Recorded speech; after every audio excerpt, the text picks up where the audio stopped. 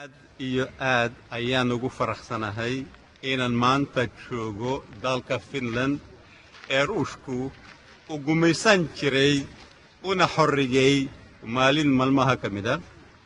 Waxaan ku faraxsanahay inaan shirkii aan ka qayb galay aan kula kulmay dad badan oo indhergarata ah oo Soomaaliyeed.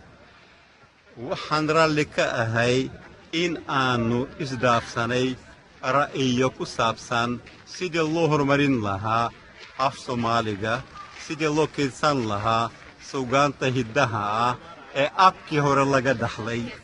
Waxaan raalli ka ahay in mahmaahaha anigu aan aad iyo aad u jeclahay ee Soomaaliyeed in la wada jecel yahay, in la doonayo in la barto, in laga salgaaro, in la garto macnaha qotada dheer leh ee ku abuuran.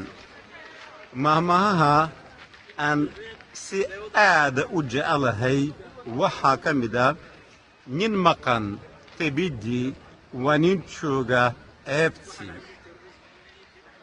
Dad badan oo dhalinyaro ah ma garanayaan macnaha ku qarsoon mahmaahda aan soo sheegay. Laakiin haddii Ali uu joogo oo Maxamed la tabayo, Ali waa maxay? Waa iga su'aal, waa wax matare.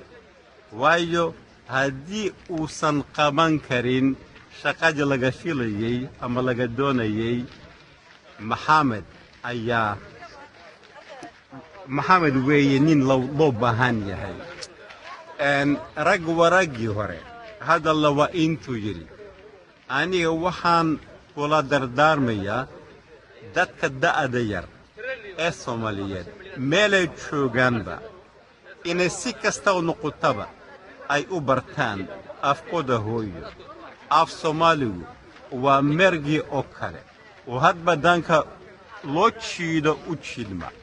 Waa af hodana erey waliba macno badan buu leeyahay. Waa taa sababta ay aad ugu adag tahay in ajnabigu u barto af Soomaaliga. Aniga waxaan bilaabay barashada af Soomaaliga 50 sano ka hor. Weli kama salgaarin, weli waa si baranayaa.